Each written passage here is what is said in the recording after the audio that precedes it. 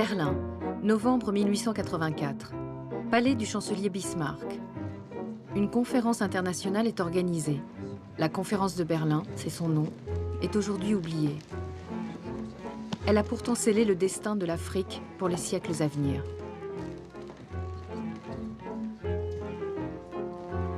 Son objectif, à l'heure où la fièvre civilisatrice bat son plein, se mettre d'accord entre occidentaux sur des règles d'occupation du continent. Les discussions vont durer plusieurs mois. Aucun Africain n'y sera convié. Les diplomates qui ne connaissent pas l'Afrique et n'y mettront jamais les pieds, y traceront pourtant des frontières. Sans presque rien connaître des richesses qu'elle recèle, l'Afrique fascine. Et en premier lieu, le baron de Courcelles. C'est lui qui a convaincu Jules Ferry, le président du Conseil, de se lancer dans l'aventure coloniale. Face à lui, Sir Edward Mallet, dont le rôle a été décisif dans la conquête de l'Égypte par l'Angleterre 2 ans plus tôt, aux dépens de la France. Si monsieur le représentant du Portugal veut bien prendre sa place. Sir Edward Mallet, pour le Royaume-Uni.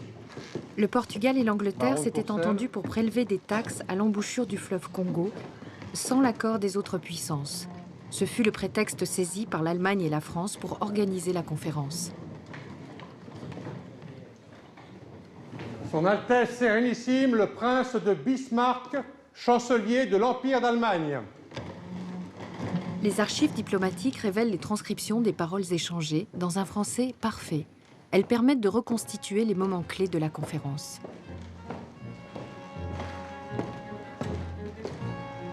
La séance inaugurale est présidée par le chancelier Bismarck. Derrière son air bon enfant, l'homme le plus puissant du monde. C'est lui le vainqueur de la guerre de 70 qui a amputé la France de l'Alsace et de la Lorraine. C'est lui qui a fondé l'Allemagne moderne.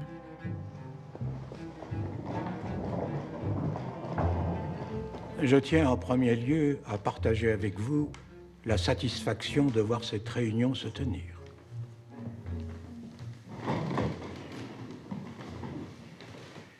Tous nos gouvernants partagent le désir d'associer les indigènes d'Afrique à la civilisation, en ouvrant l'intérieur de ce continent au commerce et à l'instruction, et en préparant la suppression définitive de l'esclavage.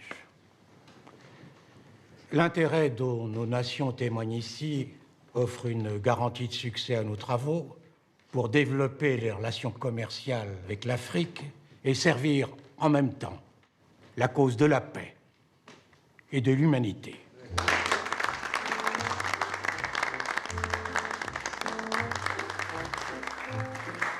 La conférence voulait écrire une page glorieuse de l'histoire. Elle en a écrit une des pages les plus sombres. Les diplomates apparaissent démunis face aux enjeux qu'ils affrontent. Preuve que la colonisation n'a pas été pensée.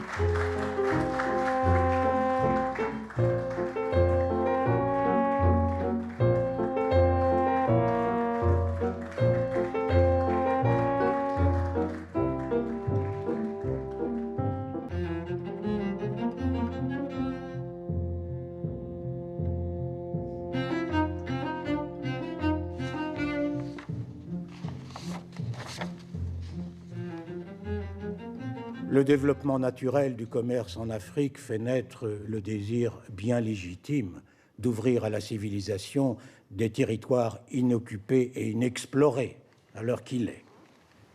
Les Occidentaux, Anglais, Français, Espagnols, Portugais et depuis peu les Allemands, n'occupent que les pourtours de l'Afrique.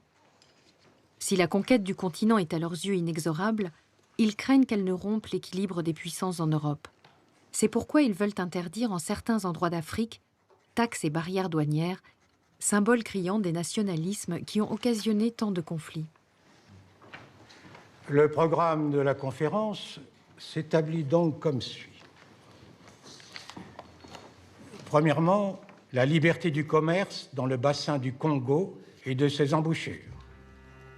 Deuxièmement, la liberté de circulation sur le fleuve Congo et sur le fleuve Niger. Troisièmement, les conditions de prise de possession de nouvelles terres.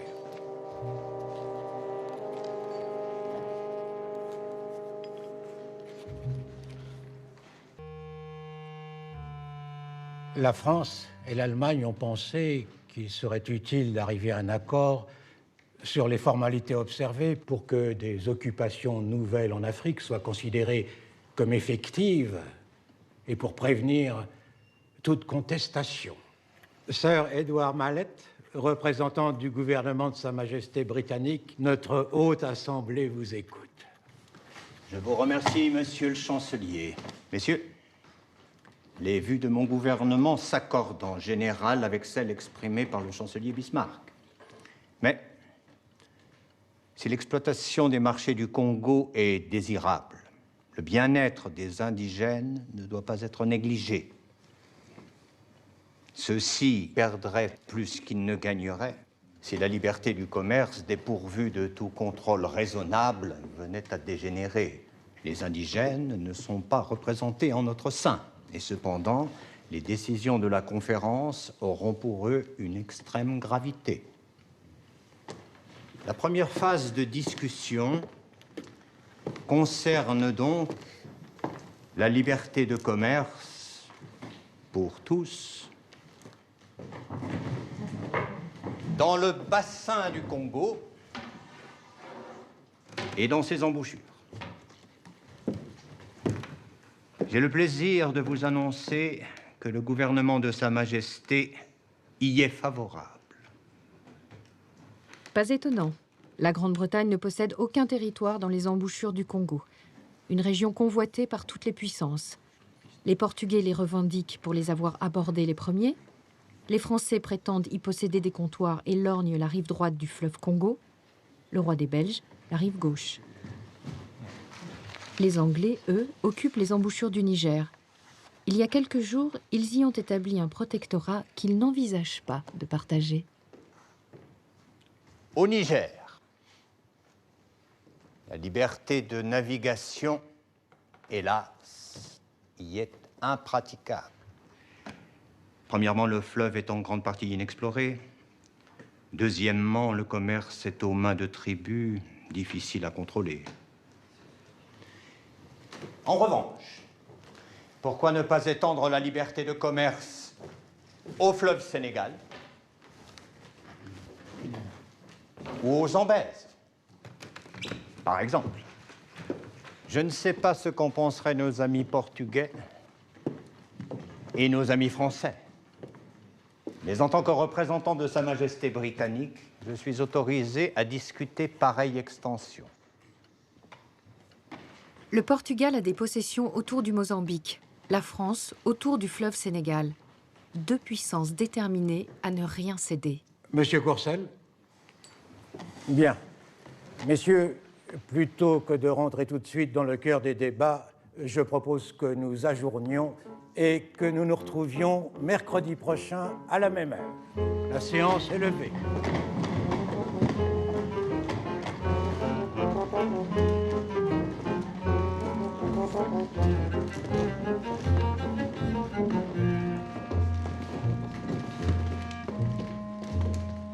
L'Afrique est le dernier des continents inviolés.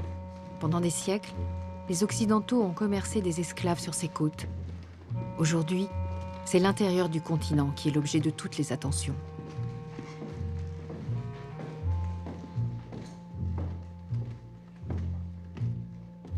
À Jules Ferry, président du Conseil, etc., etc.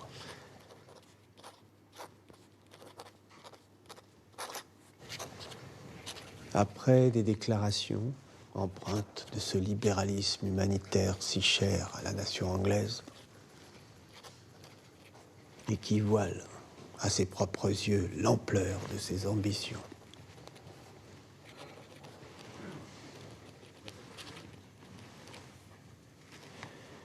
Monsieur Mallet s'est dit autorisé d'étendre à tous les fleuves d'Afrique le régime de libre circulation. Sur le Niger, l'attitude anglaise témoigne d'un exclusivisme et d'une âpreté qu'aucune précaution de langage ne tempère. Il faut donc s'attendre à d'assez vives discussions. Et la conférence devra se résigner à faire d'assez notables concessions face aux protestations de l'Angleterre.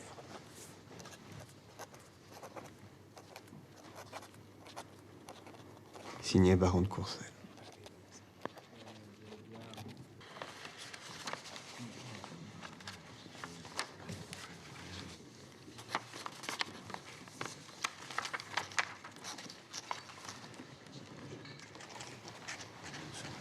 La conférence, qui ne souhaite pas heurter la Grande-Bretagne en abordant la question du Niger, s'ouvre sur la question du fleuve Congo.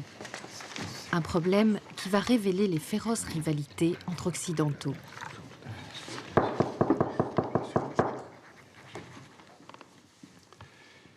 Messieurs, le chancelier Bismarck souffrant m'a confié l'éminente tâche de présider cette commission. L'avis du Portugal, qui a une très longue expérience de l'Afrique, serait très utile à notre haute assemblée. Je donne la parole à monsieur le marquis de Penafiel, qui nous arrive de Lisbonne. Merci, monsieur le comte. Messieurs, le gouvernement de Sa Majesté très fidèle, le roi du Portugal, partage l'intention d'instaurer la liberté de commerce dans les bassins et les embouchures du Congo. Lorsque le Portugal aura établi une administration régulière sur la côte, entre les 5 degrés 12 et les 8 degrés de latitude sud, territoire incorporé à titre incontestable à la couronne du Portugal. Les Portugais se redécouvrent une passion pour l'Afrique, un continent qu'ils avaient découvert au XVe siècle, sans jamais réellement s'y installer. N'oubliez pas, messieurs, que le Portugal a introduit le germe de la civilisation en Afrique. De la civilisation et de la traite des esclaves. Je vous remercie, monsieur le marquis. Les délégués américains Casson et Sanford seraient-ils disposés à communiquer à cette assemblée les positions du Nouveau Monde? With pleasure.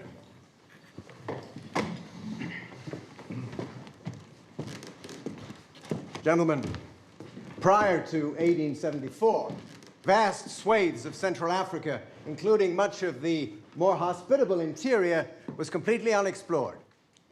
An American citizen, Henry Morton Stanley, renowned for his intelligence, his courage, his intrepidity, and his skill as an explorer, resolved, as far as is possible, to shine the light of civilization on these unknown lands.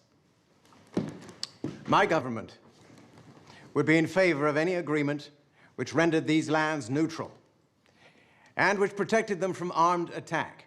And to them... Je rappelle à tous les délégués qu'il est d'usage que nos communications soient données en langue française, conformément aux règles de la diplomatie internationale. Merci. Excusez-moi, Monsieur le Président. Je vous en prie. À cette fin, une association internationale a été établie sous le haut patronage d'un philanthrope européen. Je parle évidemment de Léopold II, roi des Belges.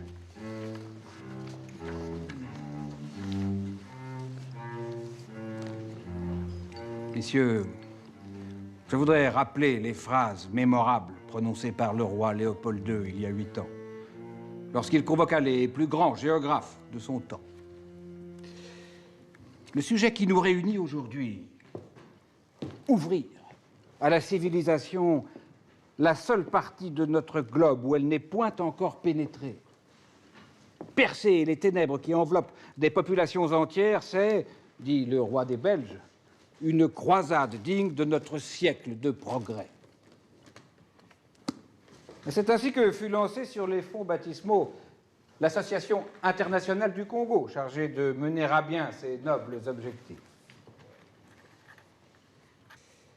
Et le roi Léopold II ajouta « Je ne suis pas guidé par des vues égoïstes, mais je n'irai pas jusqu'à affirmer que je serais insensible à l'honneur que Bruxelles devint le quartier général de ce mouvement civilisateur. » Henry Sanford est un des membres fondateurs de l'association de Léopold II. C'est lui qui a fait reconnaître par les États-Unis la souveraineté de l'association sur une partie de l'Afrique centrale, c'est-à-dire comme un nouvel État. L'Association internationale du Congo a obtenu des souverains indigènes des accords écrits.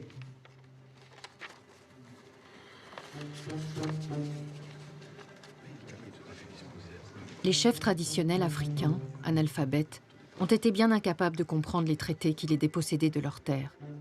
Leur signature, de simple croix, en témoigne.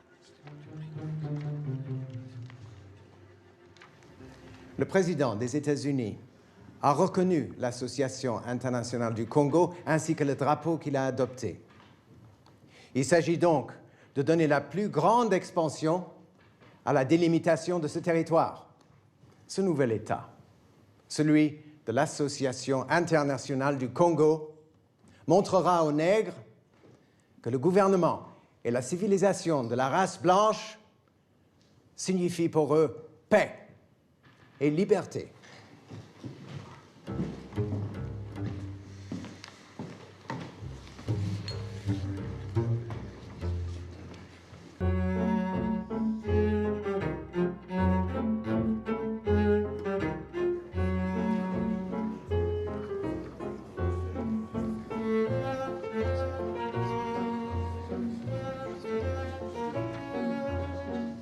Les discussions s'annonçant compliquées, des séances techniques sont instaurées pour désamorcer les problèmes. Bismarck, qui à la suite des États-Unis a reconnu l'association de Léopold II comme un État, propose que ces séances soient présidées par le baron de Courcelles. Un geste qui le préserve à bon compte de l'inimité de la France. Messieurs,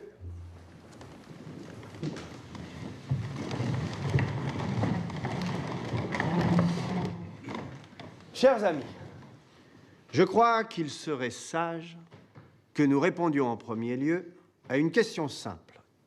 Comment définir ce bassin du Congo?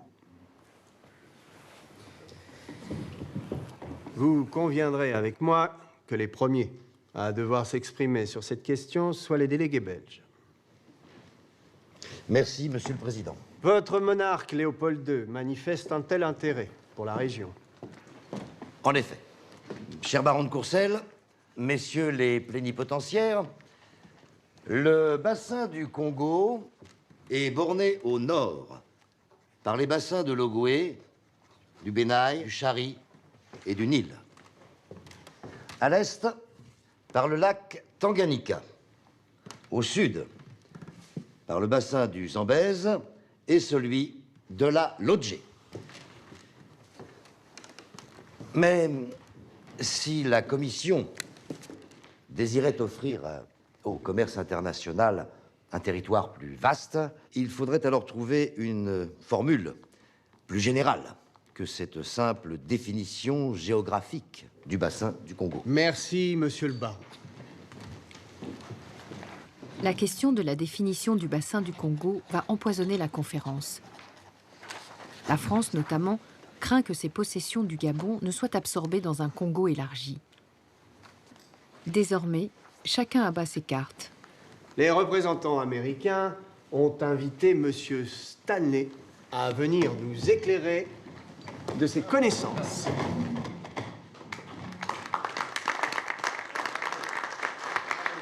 Stanley est l'explorateur le plus populaire de son temps. C'est lui qui a découvert le Congo et l'a fait connaître au monde entier. Monsieur Henry Morton Stanley, c'est un très grand honneur pour notre Haute Assemblée de vous accueillir en son sein. Baron, messieurs, je suis très honoré. Thank you. Stanley est depuis des années le salarié de Léopold II. Il revient d'un séjour de 4 années passées au Congo. Gentlemen, it gives me great pleasure to show you some illustrations of my journeys into the Dark Continent. First, I circumnavigated Lake Victoria.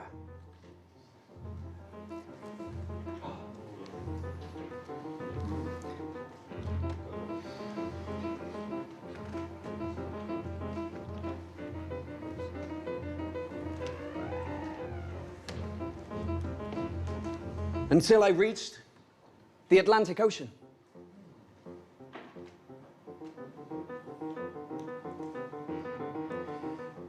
Gentlemen, I solemnly declare to you that along a journey of 7,600 miles, I never saw the flag or any emblem or symbol to indicate that I had come across civilized power or authority.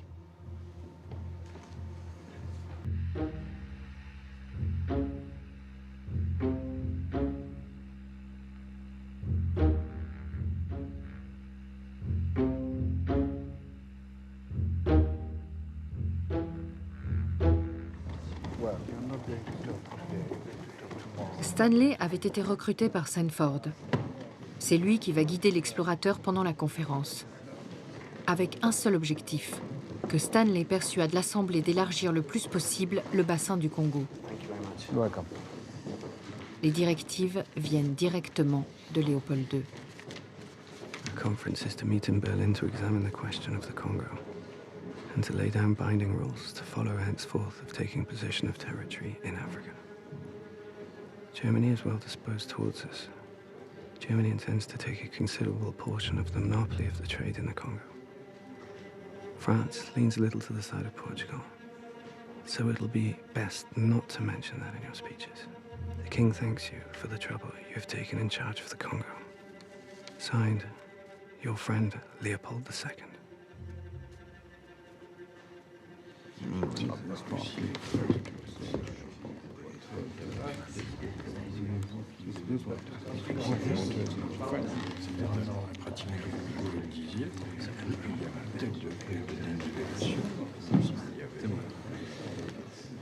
Messieurs, l'intervention du délégué technique américain portera sur la liberté commerciale totale, ouverte à tous, et sans droit de réserve de souveraineté. Gentlemen, there is a problem. The Congo has no fluvial delta. It issues into the Atlantic Ocean in one unique stream, but it influences territories both southwards and northwards. The commercial border is even far larger. The main exchange market all across Central Africa is 325 miles up the Congo from the sea. But you cannot go to the ocean by boats because of a series of large and dangerous falls. You have to use different ways to export iron, ivory, and rubber. One example could be using the Ogoué River. L'Ogoué coule au cœur du Gabon, territoire revendiqué par la France. The Congo influences a much larger territory than is comprised within the geographical basin. You can easily get what it defines, what I call the commercial basin of the Congo River. Gentlemen, it is so important for the future. The Congo should produce a trade worth £10 million annually. Merci, Monsieur Stanley. Les rapides étant un obstacle au développement du commerce, les échanges actuels au Congo laissent-ils penser qu'il serait raisonnable de construire un chemin de fer entre Stanley Pool et l'océan?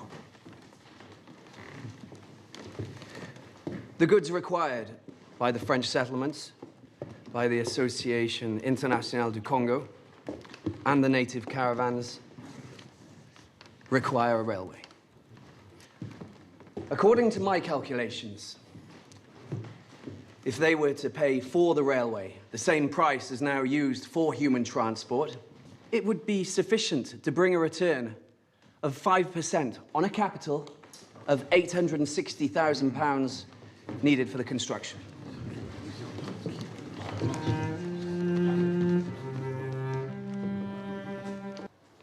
Gentlemen, I would propose within the following limits. At the Atlantic Ocean, at latitude 1 degree 25, a line should run along east to longitude 13 degrees 30, thence north along the meridian of 13 degrees 30 to north latitude 5 degrees. Thence easterly over to the waters flowing into the Tanganyika and Lake Victoria until the ocean at 7 degrees 50 south. Gentlemen, I respectfully submit that the more unrestricted this spacious commercial territory should be, the sooner it'll be subjected to the influences of Christian civilization and commerce. Thank you.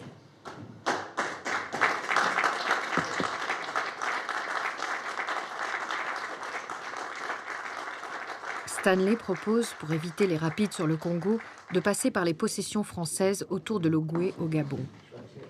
Une solution beaucoup moins coûteuse que de construire un chemin de fer jusqu'à l'océan. Le baron de Courcelles n'est pas d'accord. L'Afrique, avant d'avoir été conquise, sert déjà de monnaie d'échange aux Occidentaux. Sir Édouard Mallette, n'hésitez pas à nous faire partager vos impressions. Comment la couronne britannique réagit-elle à cette proposition de bassin commercial étendu? Les idées de Mr. Stanley sont incontestables. Il existe entre les colonies françaises du Gabon et portugaises d'Angola un littoral libre au commerce du monde. Mr. Stanley propose qu'il constitue le littoral commercial du bassin du Congo. Cette délimitation est dans les intérêts du commerce universel. Permettez-moi, cher ami, de partager avec vous les nobles objectifs du développement du commerce universel sans pour autant en partager la mise en œuvre.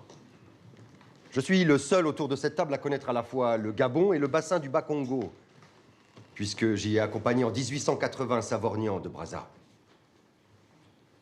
Brazza est le concurrent français de Stanley en Afrique centrale. Sa légende, sans tirer un coup de feu et sans mandat de conquête, il a gagné un territoire grand comme la France sur la rive droite du fleuve Congo.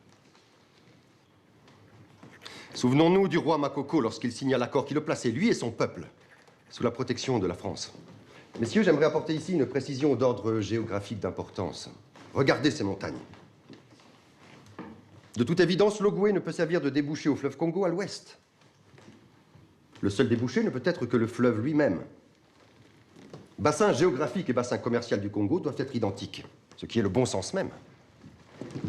The Ogooué River must also be considered as a stream belonging to the commercial basin of the Congo. In 1881, I received from Monsieur de Brazza a letter in which he strongly recommended that I use this route to send officers incapacitated by illness.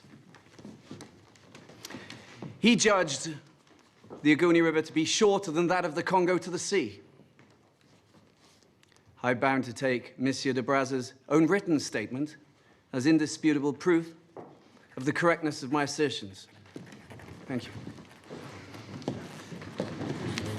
Mes chers amis, vous m'excuserez de calmer votre enthousiasme. Mais en tant que représentant du Royaume d'Italie, j'aimerais faire une remarque. Il n'est pas possible de fixer, même avec les connaissances uniques de M. Stanley, les limites du bassin commercial du Congo. Regardez ces cartes. Trop de zones blanches, trop d'imprécisions, trop d'inconnus. Comblons ces lacunes et ensuite fixons les limites. Messieurs, je vous propose que nous reprenions nos travaux. Vous êtes d'accord avec ce genre de choses?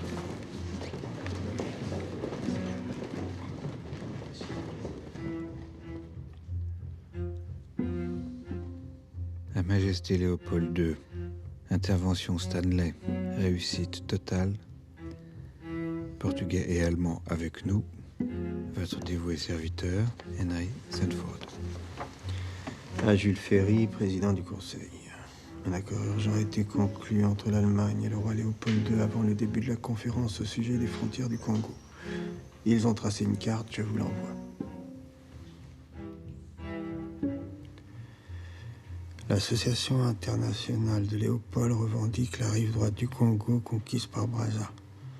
Bismarck est surpris de l'étendue de nos possessions gabonaises. Le désir de l'Allemagne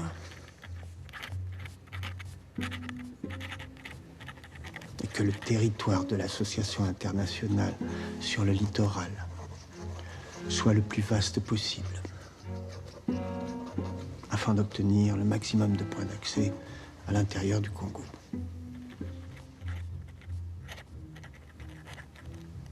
La France est très isolée sur ses positions.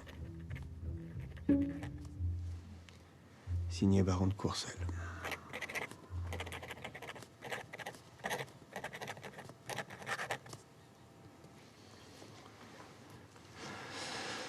Trouver le moyen de rapporter en urgence ce qui suit au chancelier Bismarck. La France est convaincue que le roi des Belges a vu trop grand et qu'il sera incapable de mener à bien l'entreprise qu'il projette au Congo. Aussi a-t-elle signé un accord secret avec lui. S'il échoue, le territoire reviendra automatiquement à la France.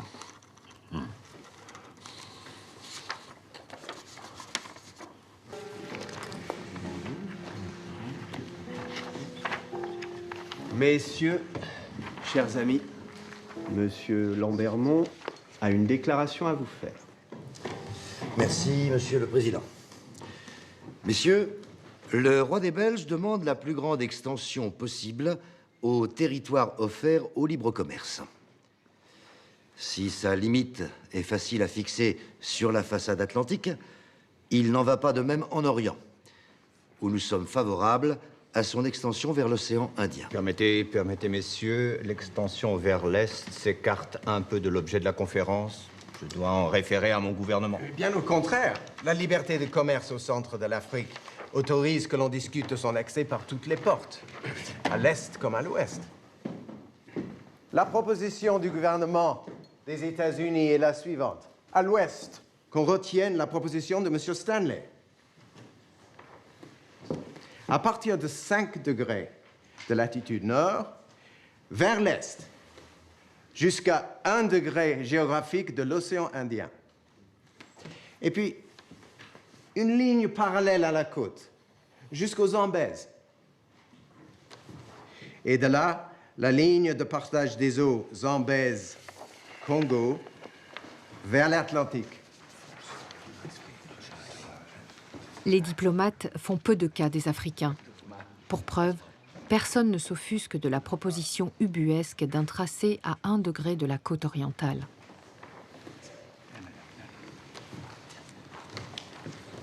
Au nom de l'Empire allemand, je me rallie aux vues de M. Kesson. Permettez-moi, messieurs, d'apporter une petite précision. Je suis autorisé par mon gouvernement à envisager l'hypothèse de l'extension vers l'est du bassin du Congo, mais non à conclure sur ce sujet. Monsieur Casson, je vous signale qu'à l'est, l'extension que vous proposez touche aux possessions portugaises. Je dois en référer à Lisbonne. À l'ouest, par contre, le gouvernement portugais est favorable à ce que les territoires de l'association s'étendent jusqu'à la rivière Ogoué, au Gabon. Et pourquoi ne pas y inclure également les terres entre le Gabon et l'Angola? Je voudrais faire observer que le territoire français du Gabon comprend des possessions au sud de l'Ogoué. J'attends précisément des renseignements sur leurs limites méridionales, qui devront bien entendu rester en dehors de ce débat. Et de quelle façon la France administre-t-elle l'Oango, par exemple? La France administre l'Oango. Mais je dois admettre que j'ignore, à l'heure qu'il est, comment cette possession se rattache au Gabon.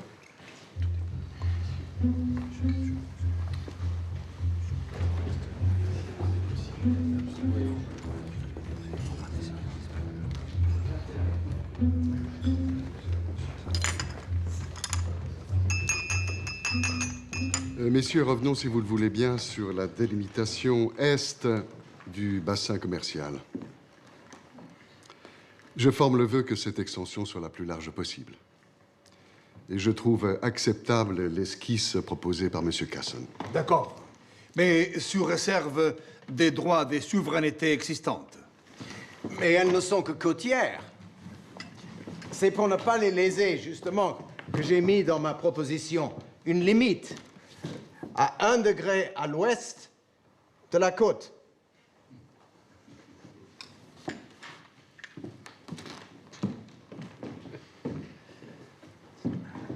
Messieurs, les droits de souveraineté du Portugal et du sultan de Zanzibar doivent être pris en considération.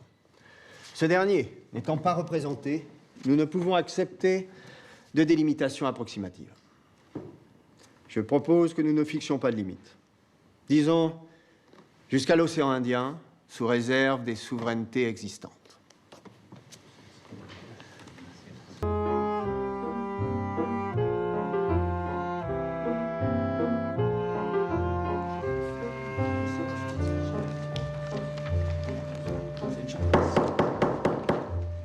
Messieurs, s'il vous plaît, un peu d'attention. Je vous invite à écouter le témoignage d'un conseiller technique convié par la délégation allemande. Monsieur Adolf Wehrmann, de la société commerciale Wehrmann, fondée par mon père. Nous sommes installés sur les côtes africaines depuis plusieurs dizaines d'années. Nous possédons 12 voiliers et un steamer. Ils font la ligne depuis Hambourg. Nous ne transportons que les fruits de notre négoce, mais nous en sommes fiers. Autant dire que nous connaissons très bien l'Afrique. Je voudrais dire en préambule que je n'aborderai le sujet que sous un angle commercial. La forme prédominante du commerce en Afrique est le troc. Tout le long du Congo, l'unité de valeur très spécifique s'appelle le mas. Il serait plus juste, au lieu de parler du bassin commercial du Congo, de parler de l'ensemble de l'Afrique équatoriale. Quand les Portugais ont adopté un système de taxes spécifiques sur leurs côtes, en Angola, le commerce s'est déplacé ailleurs, au détriment de l'administration portugaise. Donc si vous, messieurs les Français, excluez la rivière Ogooué, au Gabon, de la zone de libre-échange, le commerce sur l'Ogooué mourra. Et c'est le Congo qui le récupérera, pour la même raison que précédemment. Il est donc dans les intérêts de la France que la rivière Ogooué fasse partie d'un territoire offert à la liberté commerciale. C'est uniquement lorsque ces points ont été pris en compte que le monde civilisé pourra tirer bénéfice de ces immenses territoires, dont Stanley a si bien décrit les richesses. Merci, Monsieur Wehrmann. Messieurs. C'est Wehrmann qui, un an plus tôt, avait convaincu Bismarck de se lancer dans l'aventure coloniale. Il ne représentait pourtant qu'une poignée de commerçants de Hambourg qui n'employaient eux-mêmes que quelques dizaines de Blancs en Afrique.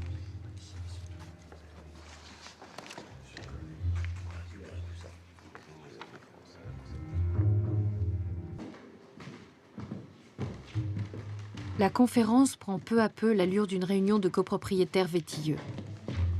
Les diplomates, prisonniers de leur nationalisme, se mutent en greffiers de l'histoire. Messieurs, ils auraient pu en être les acteurs visionnaires.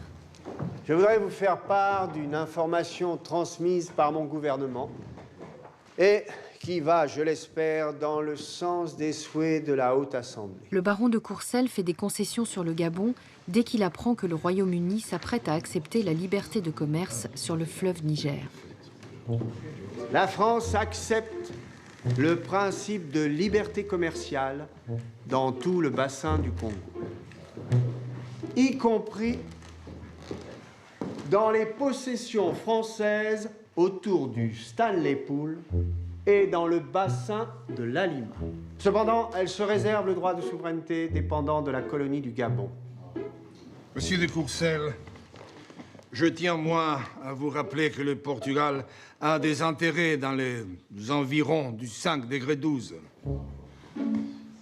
Je suis également autorisé à concéder par principe la liberté commerciale entre Setégama et le 5 degré 12 de latitude sud. Je voudrais faire observer qu'une partie des territoires visés par monsieur l'ambassadeur de France appartient déjà, en vertu d'accords passés, au régime de la liberté commerciale. Une petite partie seulement.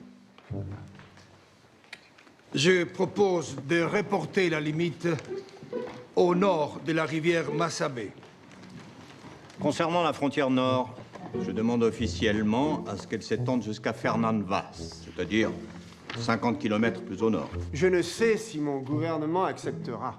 Acceptez-vous de transmettre notre demande à votre gouvernement? Je ne m'y oppose pas. Je fais le vœu qu'avant la fin de notre conférence, vous annonciez que cette limite est repoussée jusqu'à Fernand Vaz. Et au nom du gouvernement allemand, je m'associe aux desiderata de Sir Edward Mallet. J'étais d'accord avec vous pour l'Est du Congo. Le sultan de Zanzibar est un souverain qui compte. Les Anglais m'ont assuré qu'ils auraient les faveurs des Français sur l'Égypte en échange d'appui à Madagascar ou en Chine. On ne peut rien bâtir de solide avec les Anglais à partir de telles considérations. Les Anglais pensent que depuis des années, la France est dans une situation mineure. C'est inexact. Ce qui paralyse la France, c'est la croyance qu'elle a des mauvais desseins de l'Allemagne à son égard. Mais rien n'est plus faux. Je désire qu'elle obtienne des satisfactions dans toutes les directions possibles. Excepté celle du Rhin. L'idée que l'Allemagne veuille du mal à la France n'est pas seulement répandue chez nous.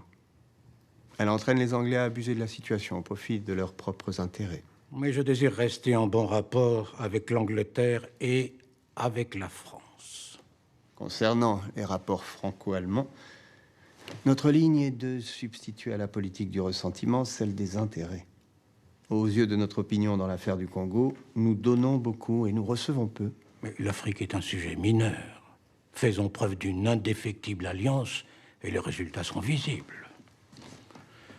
Quant à la France, je continuerai à faire la cour à cette dame capricieuse. Mais je n'ai pas beaucoup d'espoir.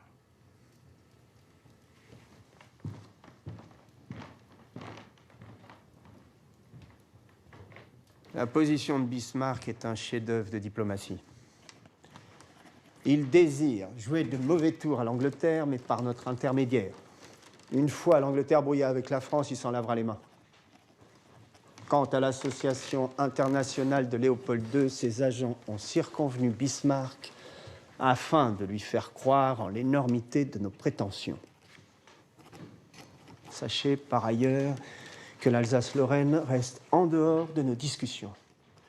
Je ne vous parlerai jamais de l'Alsace, ai-je dit à Hatzfeld, mais de votre côté, évitez de repasser le fer dans la plaie, parce qu'alors la nation française ne serait pas maîtresse de ses réactions.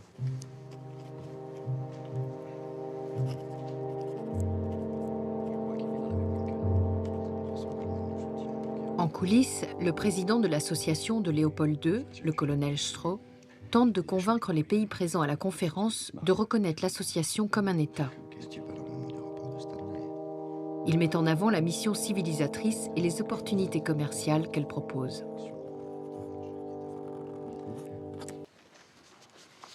Après plusieurs réunions techniques, un tracé définitif du territoire offert au libre commerce est enfin proposé. C'est justement le délégué belge qui est chargé de l'exposer. Le territoire offert au libre commerce sera délimité par les crêtes du Nil au nord, du lac Tanganyika à l'est, du Zambèze et de la Lodgé au sud. Pour la première fois, les Occidentaux s'offrent au cœur de l'Afrique un territoire à exploiter, tracé à la règle et au cordeau, au milieu des peuples, sans même savoir ce qu'ils recèlent.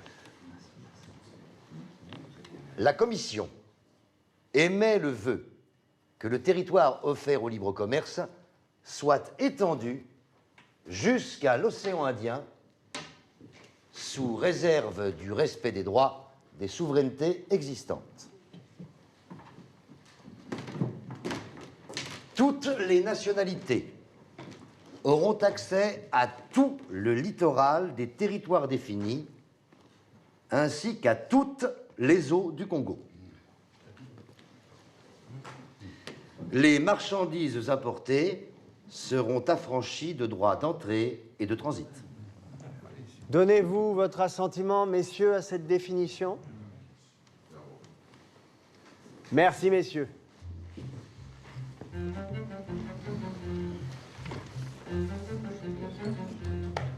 Dans les semaines qui suivent, les diplomates vont s'assurer de la neutralité en cas de guerre du territoire offert au libre commerce, de protéger les missionnaires et même de garantir le libre passage du télégraphe et du courrier. Le temps vient ensuite de faire le bien, comme on le faisait à la fin du XIXe siècle, avec hauteur et commisération.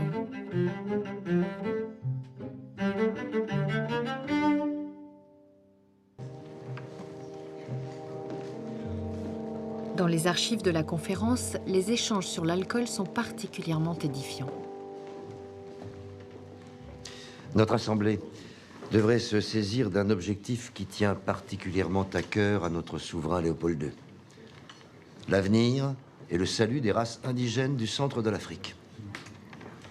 Moi qui ai vécu en Amérique centrale, je puis témoigner du désespoir des prêtres chrétiens qui s'efforçaient d'imprimer aux Indiens le sceau de la civilisation, alors que ces derniers s'abîmaient dans l'alcool et les liqueurs fortes.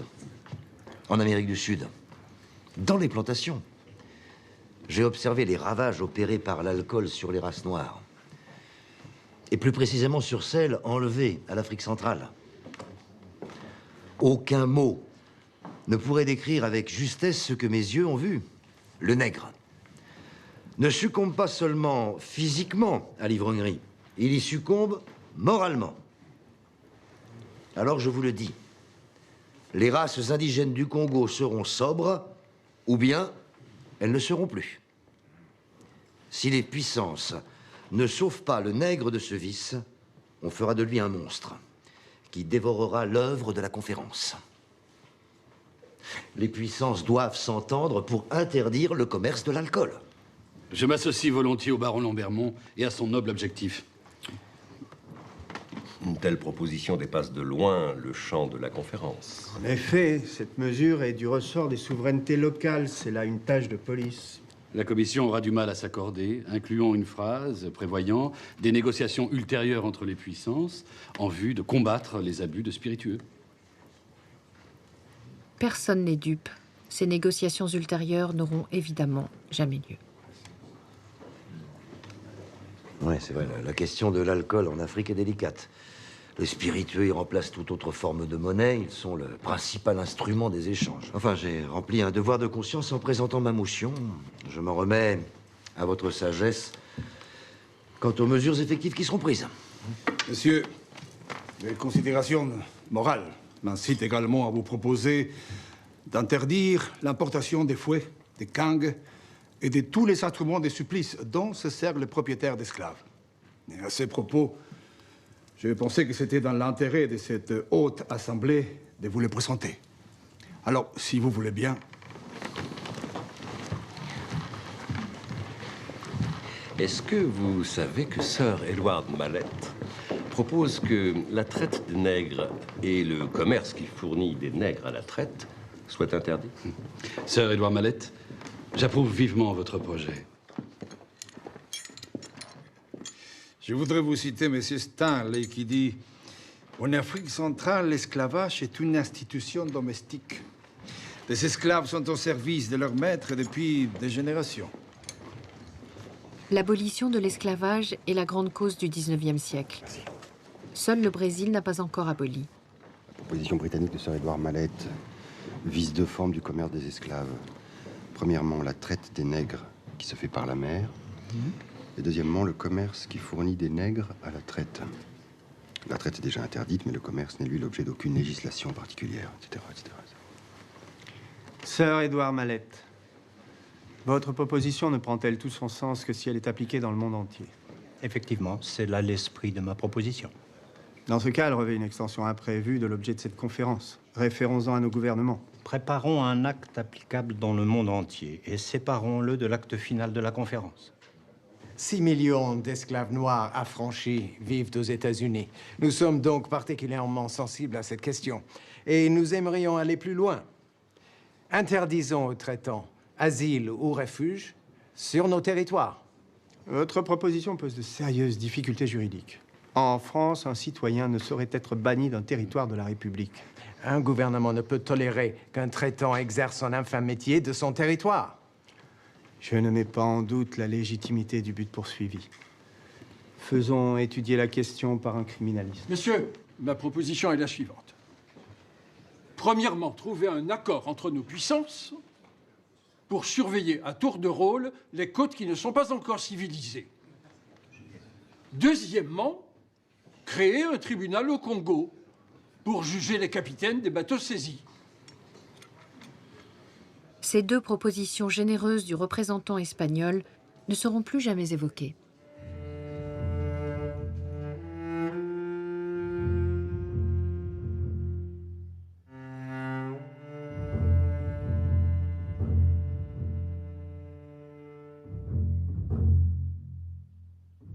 « 50 000 esclaves sont vendus chaque année à Zanzibar, à destination du Moyen-Orient.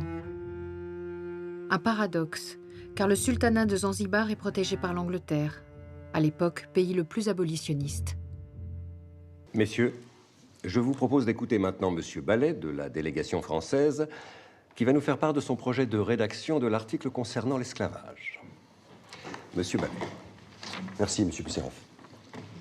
Messieurs, j'aimerais soumettre à l'Assemblée deux articles qui sont les suivants. Article 1er. Les territoires du bassin du Congo ne pourront servir ni de marché, ni de voie de transit pour la traite des esclaves. Article 2. Les puissances s'engagent à employer tous leurs moyens pour mettre fin à ce commerce et à punir ceux qui s'en occupent. Monsieur Ballet, je vous remercie. Merci. Je crois, au nom de notre haute assemblée, que nous pouvons accepter cet article. Oui. Cela dit, messieurs, les fêtes de fin d'année approchant, il me paraîtrait opportun de suspendre nos réunions. Au nom de l'empereur, du chancelier Bismarck et de mon gouvernement, bonne fête à tous.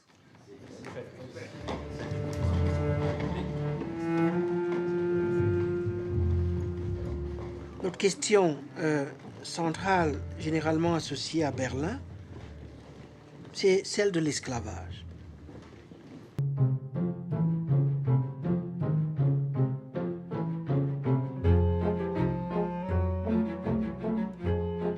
Il aura fallu attendre des semaines pour que la conférence aborde la question qui taraude tous les esprits, celle des règles d'occupation future de l'ensemble de l'Afrique. Sans motif réel de conquête, les diplomates s'agitent et gesticulent. Leurs paroles révèlent crûment la soif sans limite de domination sur le monde entier de l'homme blanc de la fin du XIXe siècle.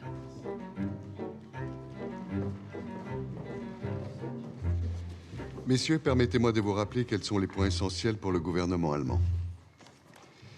La puissance qui prendra possession d'une portion de la côte africaine devra en avertir les autres puissances, garantir la paix, les droits acquis et, le cas échéant, la liberté de commerce sur ces territoires. Je n'ai reçu aucune instruction de mon gouvernement sur ces points. Messieurs, avant tout débat, je propose d'écouter la proposition précise rédigée par la délégation allemande. Premier point. La puissance qui prendra possession d'un endroit sur les côtes d'Afrique enverra une notification aux autres puissances afin d'y faire valoir, s'il y a lieu, leur réclamation. Deuxième point, la dite puissance reconnaît l'obligation d'y établir une juridiction suffisante pour y faire observer la paix et garantir la liberté de commerce. Sur ces deux points, la proposition allemande appelle-t-elle des remarques de l'un ou l'autre d'entre vous? Nous sommes tous d'accord ici pour que les occupations futures soient effectives et non pas simplement nominales. On ne saura donc mettre trop de précision pour sanctionner le principe des occupations nominales. C'est l'Angleterre qui est visée. Depuis des années, l'Allemagne et la France s'insurgent contre les occupations de papier anglaises. De simples accords de protection. Messieurs, j'adhère en général au projet de déclaration. Mais l'efficacité serait plus grande si, au lieu de viser les occupations nouvelles sur les côtes africaines, la proposition visait les occupations nouvelles en Afrique tout entière. Définissons d'abord les modalités de ces occupations nouvelles. Nous étudierons ensuite leurs éventuelles extensions. Soit. Mais un dernier point de détail cette fois. La Grande-Bretagne propose de joindre à la notification d'occupation une description des territoires auxquels elle se rapporte. Une description au moins sommaire.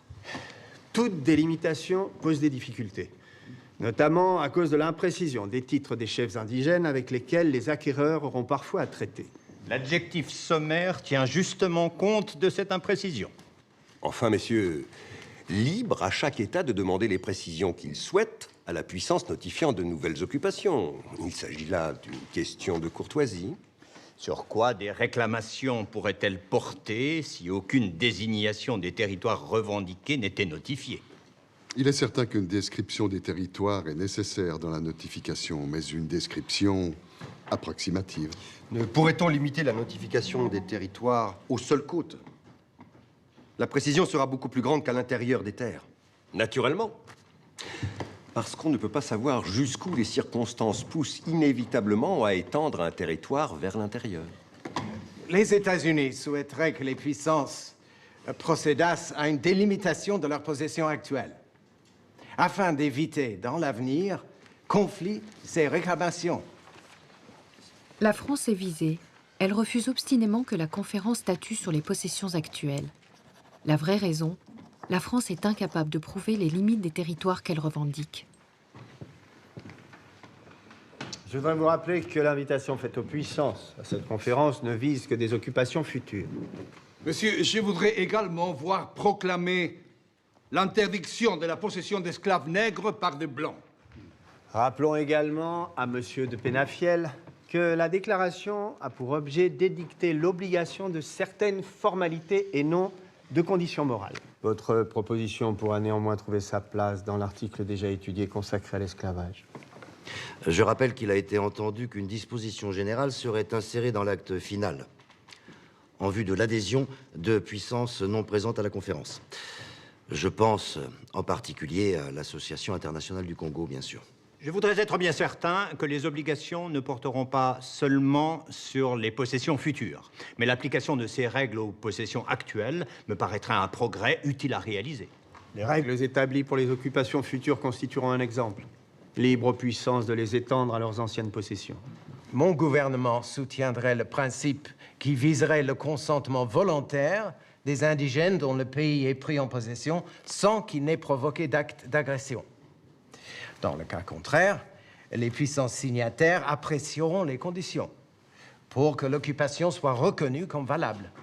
Les puissances auront le loisir de poser les questions qu'elles souhaitent avant de reconnaître une occupation comme effective. Nous sommes d'accord que seules les occupations nouvelles sur les côtes du continent africain sont visées par cette conférence.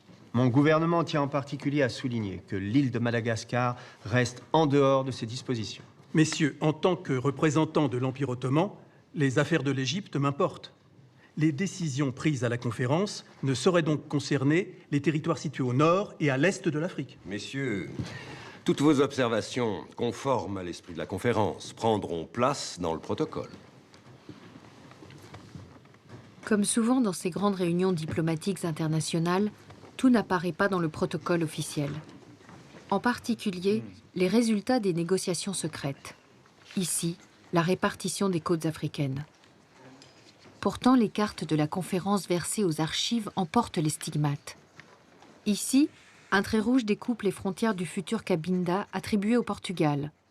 Là, un G, pour Germanie, marque la future Namibie allemande, au milieu de laquelle les Anglais se réservent l'enclave de Walvis Bay. Quant au golfe de Guinée, il est réparti entre tous, Portugal, Espagne, France, Allemagne et Royaume-Uni.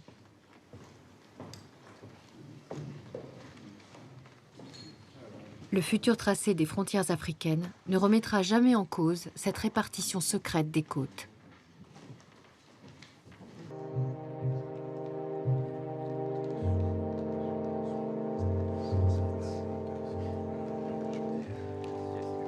Tous les pays, les uns après les autres, en coulisses, ont avalisé le projet de Léopold II. C'est lui, le vrai vainqueur de la conférence de Berlin. Il n'y a qu'à voir l'air triomphal du colonel Stroh, le président de l'Association internationale, pour s'en convaincre. Messieurs, chers amis, je voudrais vous faire part d'une lettre qu'en tant que président de l'Association internationale du Congo, j'ai envoyée au chancelier Bismarck.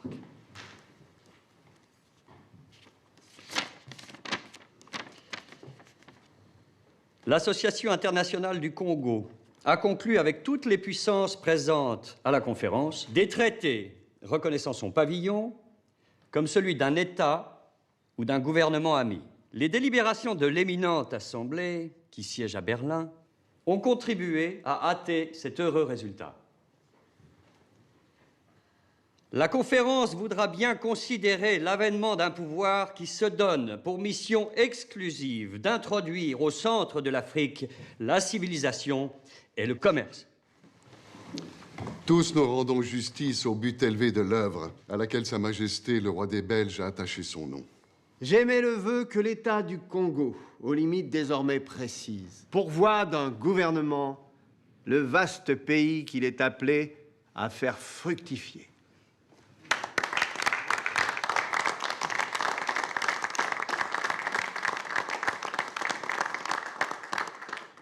On croyait que l'entreprise philanthropique du roi des Belges était au-dessus de ses forces. Nous voyons maintenant qu'il avait raison et que son idée n'était pas une utopie.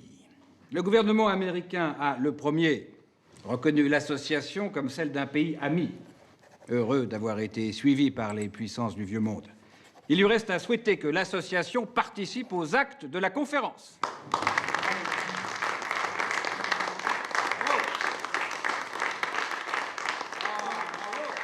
Son Altesse Sérénissime, le prince de Bismarck, chancelier de l'Empire d'Allemagne.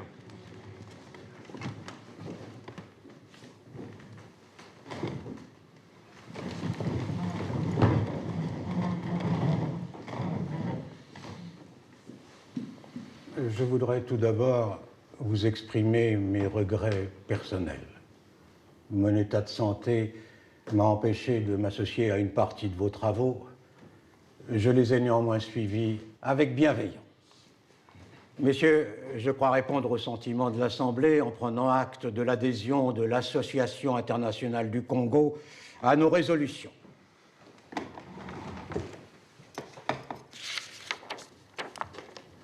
Notre conférence est arrivée au terme de ses travaux. Je suis heureux qu'une entente complète ait été établie sur tous les points du programme qui nous avait été soumis.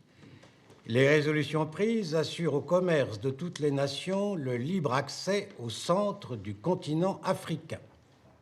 La liberté de circulation sur le fleuve Congo et sur le fleuve Niger. Vous avez tenu à prévenir les contestations auxquelles de nouvelles prises de possession sur les côtes d'Afrique pourraient donner lieu. Messieurs, je suis chargé par Sa Majesté l'Empereur et Roi, mon auguste maître, de vous exprimer ses remerciements les plus chaleureux. Fort bien. Nous allons donc pouvoir passer à la signature.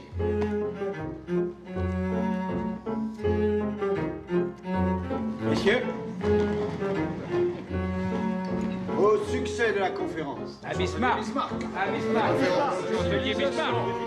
Chancelier Bismarck.